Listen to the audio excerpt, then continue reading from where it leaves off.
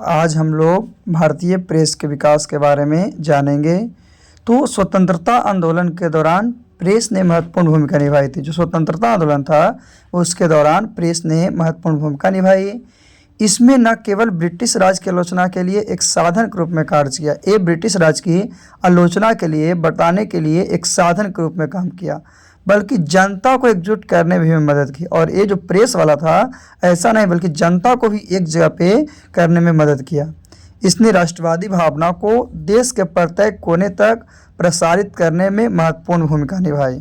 और ब्रिटिश शासन के दौरान भारतीय प्रेस का विकास अशिक्षा, औपनिवेशिक दबाव और दमन जैसी कठिनाइयों से भरा था, लेकिन बाद में यह स्वतंत्रता संग्राम का एक प्रमुख साधन बन गया। लास्ट में क्या हुआ कि ये जो प्रेस था स्वतंत्रता संग्राम का क्या बन गया, एक प्रमुख साधन बन गया, है ना। ये भारतीय प्रेस का काम था।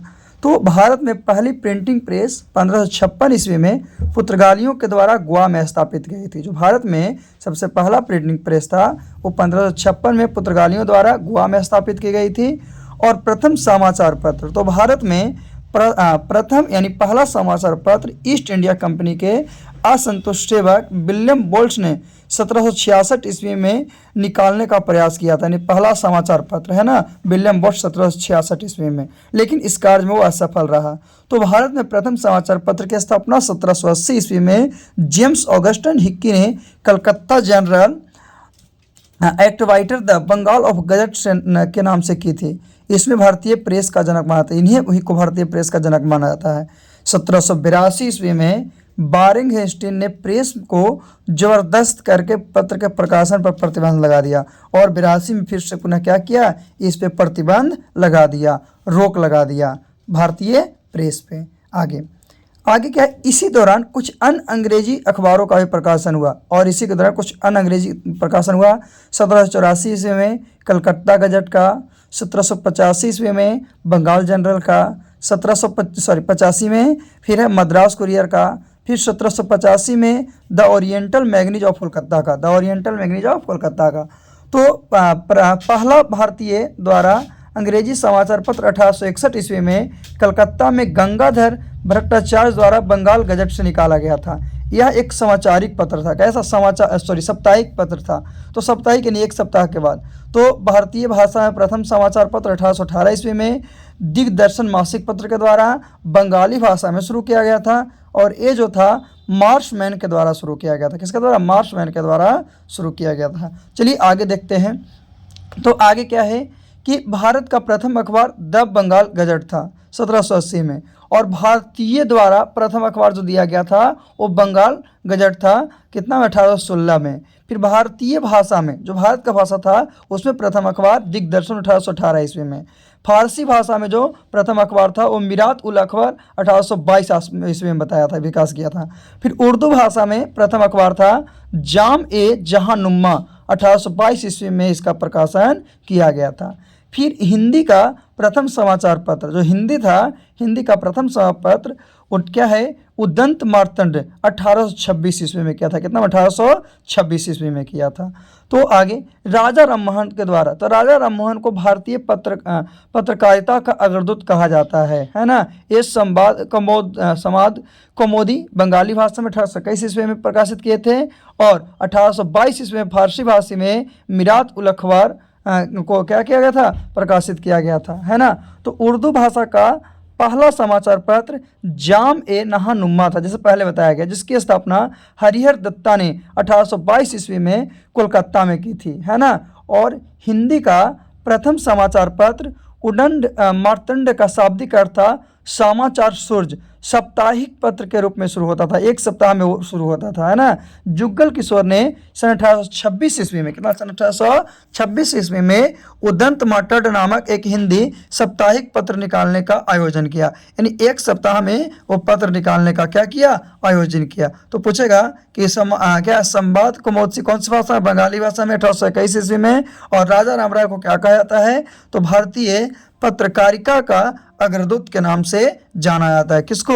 राजा राम मोहन को। और हिंदी का प्रथम समाचार पत्र था उदंड मार्तव्य। चलिए आगे। फिर है आपका दादा भाई नौरोजी। तो दादा भाई नौरोजी हैं जिन्हें भारत के ग्रैंड ओल्ड मैन के नाम से जाना जाता है, जो कि राष्ट्रगोपतार जो था एक अखबार लिखे थे गुजराती भाषा में 1851 ईस्वी में। फिर है द हिंदू प्लेटिएट, बंगाल में द हिंदू प्लेटिएट है वो बंगाल में कलकत्ता से प्रकाशित एक अंग्रेजी साप्ताहिक था, यानी अंग्रेज में था। इसके संपादक गिरीश चंद्र घोष 1853 से 55 तक रहे थे, और हरिश्चंद्र मुखर्जी जो है वो 1855 से 1861 तक रहे थे, है ना। द हिंदू प्लेटिएट जो बंगाल में कलकत्ता में प्रकाशित किया गया था। तो याद रखिएगा कि दादा भाई जो नौरोजी हैं, तो दादा भाई नौरोजी को भारत का ग्रैंड ओल्ड मैन के नाम से जाना जाता है। किसका? Grand old man. चलिए आगे चलते हैं। तो आगे है ईश्वर चंद्र विद्यासागर। तो 1859 ईस्वी में ईश्वर चंद्र विद्यासागर ने एक साप्ताहिक समाचार पत्र का प्रकाशन किया था जिसका नाम था सोम प्रकाश, है ना। और इस समाचार पत्र के माध्यम से उन्हें नील आंदोलन में किसानों के हितों का जो नील आंदोलन था, नील की खेती होती थी, उसके लिए ज़बरदस्त समर्थन किया था। फिर अमृता पत्रकार जो अमृता बाजार पत्रिका है वो बांग्ला भाषा का एक प्रमुख भारतीय समाचार पत्र है। इस अंग्रेजी सरकार की नीतियों का खुलकर विरोध किया और इसका पहला प्रकाशन 1868 ईस्वी को हुआ था। इसकी स्थापना दो भाइयों शिशिर घोष और मोतीलाल घोष ने की थी। शिशिर घोष और मोतीलाल घोष ने की थी। किसकी? तो अमृता बाजार पत्रिका, है ना। चलिए कितना में? 1868 ईस्वी में। तो पूछेगा कि नील आंदोलन के हित में सबसे पहले कौन विरोध किए थे, कौन पत्र के माध्यम से? तो वो जो था आपका ईश्वर चंद्र विद्यासागर ने सोम प्रकाशन पत्र के माध्यम से इसका विरोध किए थे। सोम पत्र का जो सोम आपका प्रकाशन था उसका प्रकाशन के माध्यम से इसका विरोध किया था। तो याद रखना है। और अमृता बाजार पत्रिका कौन भाषा की थी? बांग्ला भाषा की थी। चलिए इसके बाद आगे हम लोग थोड़ा जानते हैं। तो आगे बाल गंगाधर तिलक 1881 में दो पत्रिका, एक केसरी और एक मराठा। तो जो केसरी था वो क्या है आपका मराठी भाषा में था, और जो मराठा था वो अंग्रेजी भाषा में था। उसके बाद महात्मा गांधी 1904 ईस्वी में इंडियन ओपिनियन दक्षिण अफ्रीका से शुरू किया, है ना। यंग इंडिया जो पत्रिका था वो 1919 ईस्वी में किया गया, और हरिजन जो था 1933 ईस्वी में। फिर 1878 ईस्वी में द हिंदू यानी जी सुब्रह्म अय्यर एवं वीर घाटवाई और सुब्बाराव पंडित ने किया था। 1861 में इंडियन मिरर देवेंद्र नाथ टैगोर और मनमोहन घोष ने किया था। फिर है द टेलीविजन सरदार दयाल सिंह मजीठिया 1881 ईस्वी में की थी। युगांतर बंदरेंद्र घोष और भूपेंद्र दत्त ने 1906 ईस्वी में किया था। फिर मुक नायक जो है और बहिष्कृत भारत है, ये दोनों को B.R. अम्बेडकर ने 1920 ईस्वी में किए हैं। फिर 1938 ईस्वी में नेशनल हेराल्ड एक जो प्रकाश आपका पत्रिका था उसका जवाहरलाल नेहरू ने किया है। तो ये अन्य समाचार पत्र था किनके द्वारा किया गया था और कब किया गया था, याद रखना, है ना। तो क्या जवाहरलाल नेहरू का नेशनल क्या था? हेराल्ड था। B.R. अम्बेडकर का दो था मुक नायक और बहिष्कृत भारत 1920 ईस्वी में। कितना? 1920 ईस्वी में। चलिए इसके बाद थोड़ा सा और देखते हैं हम लोग कि समाचार पत्र प्रशिक्षण अधिनियम 1799 में, कितना? 1799 में, यानी प्रेस स्वतंत्रता को प्रतिबंधित करने के लिए लगाया था। यह लॉर्ड वेलेंजी द्वारा फ्रांसीसियों के अफवाहें फैलाने से रोकने के लिए अधिनियम किया गया था, क्योंकि वो अफवाहें ब्रिटिश को नुकसान पहुंचा सकती थी। इस एक्ट के अनुसार जो एक्ट किया गया था, इसके एक्ट के अनुसार प्रत्येक समाचार पत्र में मुद्रक, संपादक और स्वामी के नाम होना चाहिए। समाचार पत्र प्रकाशन के पूर्व एक प्रतिलिपि सेंसर हेतु सरकार के सचिव को देनी होगी, यानी समाचार पत्र प्रकाशन से पहले उसका प्रतिलिपि सेंसर हेतु सरकार को देना होगा, है ना। फिर है इस एक्ट को 1818 ईस्वी में हेस्टिंग द्वारा समाप्त किया गया था। किसके द्वारा? हेस्टिंग के द्वारा समाप्त किया गया। किसको? समाचार पत्र पर्यवेक्षण अधिनियम को, जो 1799 में लागू हुआ था, लेकिन इसे 1818 ईस्वी में हटा दिया गया। इसे 1818 ईस्वी में क्या किया गया? हटा दिया गया।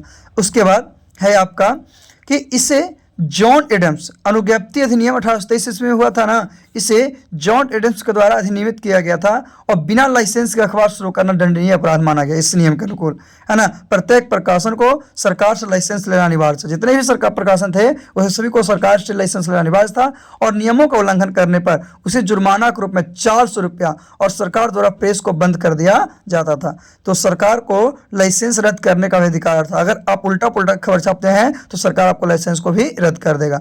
विशेषतः प्रतिबंध मुख्य रूप से भारतीय भाषा के समाचार पत्रों पर था, है ना, और भारतीय द्वारा संपादित किए गए समाचार पत्रों पर था, जैसा कि मीरातुल अखबार, जिसे राजा राम मोहन राय ने प्रकाशित किया था, है ना। इस प्रकाशन को रोकना पड़ा, क्यों? क्योंकि इस पर आपका क्या कर दिया, प्रतिबंध लगा दिया। क्या किया? प्रतिबंध लगा दिया। और उसमें जो का कितना रुपया था, 400 रुपया था, और उसके साथ साथ प्रेस को बंद करने का भी उससे अधिकार था कि हम आपको प्रेस को बंद करेंगे। ये सब किसका निकलता? तो अनुज्ञप्ति अधिनियम 1823, लाइसेंसिंग रेगुलेशन एक्ट 1823 ईस्वी, है ना। चलिए इसके बाद हम लोग देखते हैं, तो इसके बाद था प्रेस अधिनियम मेटकॉफ अधिनियम 1835 ईस्वी में। इसे चार्ल्स मेटकॉफ द्वारा अधिनियम किया गया, जिसे भारतीय प्रेस का मुक्तिदाता कहते हैं। क्या? भारतीय प्रेस का मुक्तिदाता चार्ल्स मेटकॉफ को, है ना। और मेटकॉफ ने जॉन एडम्स के द्वारा अधिनियम 1823 ईस्वी के नियमों को निरस्त किया था। निरस्त करने का मतलब इसे हटा दिया था। यह एक्ट 1856 ईस्वी तक जारी रहा, जिसके कारण भारत में समाचार पत्र का विकास हुआ। किसका? समाचार पत्र का विकास हुआ। और जो ए था मेटकॉफ अधिनियम, प्रेस अधिनियम एक्ट 1835 में चालू हुआ था, वो एक्ट कहाँ तक? 1856 तक रहा। आगे फिर है अनुज्ञप्ति अधिनियम 1857। तो 1857 के विद्रोह के कारण सरकार ने 1823 ईस्वी में लाइसेंसिंग एक्ट को पुनः लागू कर दिया। जो लाइसेंसिंग एक्ट था उसको क्या किया? पुनः से लागू कर दिया और वैसा व्यवस्था दिया। फिर आया वर्नाकुलर प्रेस एक्ट 1878 ईस्वी में। इस अधिनियम के लिए लॉर्ड लिटन जिम्मेदार थे। कौन? लॉर्ड लिटन थे, जो कि जिम्मेदार थे। देसी, स्थानीय भाषा और अंग्रेजी अखबारों के बीच भेदभाव किया। ब्रिटिश शासक की आलोचना करने के लिए वर्नाकुलर प्रेस यानी स्थानीय भाषा का प्रेस का प्रयोग किया गया। इसलिए 1878 ईस्वी में वर्नाक्यूलर प्रेस पर अंकुश लगाया गया, रोक लगाया गया। इस एक्ट का उपनाम गैंगिंग अधिनियम था, है ना। तो ऐसे में हम लोग को क्वेश्चन अक्सर पूछता है कि वर्नाक्यूलर प्रेस एक्ट का 1878 ईस्वी में, है ना, इसी चालू तो हुआ था, इसी में इसको अंकुश भी लगा दिया गया था। और इस अधिनियम के लिए कौन जिम्मेदार थे? तो लॉर्ड लिटन जिम्मेदार थे। इसमें देसी व स्थानीय भाषा और अंग्रेजी अखबारों के बीच क्या किया था? भेदभाव किया था, है ना। चलिए इसके बाद हम लोग आगे देखते हैं वर्नाक्यूलर प्रेस अधिनियम के बारे में और थोड़ा सा। तो यह कानून अंग्रेजी प्रेस पर लागू नहीं होता था। ये जब भी होगा तो अंग्रेजी पर लागू नहीं होगा। इस अधिनियम ने सरकार को अदालत के आदेशों को बिना भी सर्च वारंट करने और अखबार परिसर में प्रवेश करने का अधिकार प्राप्त कर दिया। ये पूरा गड़बड़ कर दिया। इस अधिनियम की कार्यवाही जो था से बचने के लिए अमृता बाजार पत्रिका रातों रात अंग्रेजी में परिवर्तित हो गई। ये हिंदी में था अमृता बाजार पत्रिका, लेकिन रातों रात इससे क्या किया? इंग्लिश में परिवर्तित कर दिया। क्यों? क्योंकि इस पे बहुत ज़्यादा समस्याएं थी। इस गैंगिंग कानून को 1882 ईस्वी में लॉर्ड रिपन द्वारा निरस्त कर दिया गया। और लॉर्ड रिपन था, इसके द्वारा इस गैंगिंग प्रोग्राम को क्या किया गया? निरस्त कर दिया गया, हटा दिया गया, है ना। तो एक वर्नाक्यूलर प्रेस एक्ट 1878 ईस्वी के अंतर्गत था। चलिए इसके बाद हम लोग थोड़ा सा और जानते हैं कि क्या है और क्या नहीं है ना। तो अभी हम लोग इतना जाने हैं जो कि भारत की प्रेस को बढ़ाया है ना, भारतीय प्रेस को बढ़ावा दिया है। चलिए आगे क्या है, तो इसमें वर्नाक्यूलर प्रेस एक्ट जो था 1878 की विशेषताएं थी। इस नियम को उभरते हुए भारतीय स्वतंत्रता संग्राम को रोकने और प्रतिबंध करने के लिए लागू किया गया था। रोकने के लिए और प्रतिबंध करने के लिए लागू किया गया था। प्रथम विश्व युद्ध के दौरान इस अधिनियम में स्थानीय सरकार को 500 रुपया में से 5,000 रुपया सुरक्षा राशि मांग करने का अधिकार दिया गया। 500 रुपया में से 5,000 रुपया सुरक्षा राशि करने का मांग दिया गया। किसी भी आपत्तिजनक समाचार के छपाई के कारण इसका पंजीकरण रद्द किया जाता था। यानी कि कोई आपत्तिजनक अगर छाप देते हैं अखबार में तो उसे रद्द किया जाता था। इसका पंजीयन रद्द किया जाता था और सुरक्षा राशि को भी जब्त किया जाता था। इसका जो 500 रुपये से 5,000 रुपये का सुरक्षा राशि था, इसे भी क्या किया था? जब्त किया। इसको रजिस्ट्रेशन भी खत्म करेगा, पंजीयन भी खत्म करेगा और उसके साथ साथ क्या करेगा कि उसका जो सुरक्षा राशि है उसे भी क्या करता? वो खत्म करता था, है ना। चलिए थोड़ा सा और 1-2 मिनट, है ना। तो क्या है कि समाचार पत्र जांच, तो समाचार पत्र जांच इसको समीक्षा समिति कहते हैं 1947 ईस्वी में। यह समिति विधानसभा द्वारा मौलिक अधिकारों के तहत प्रेस कानून की जांच करने के लिए स्थापित की गई थी, है ना। समाचार पत्र जांच 1947 में।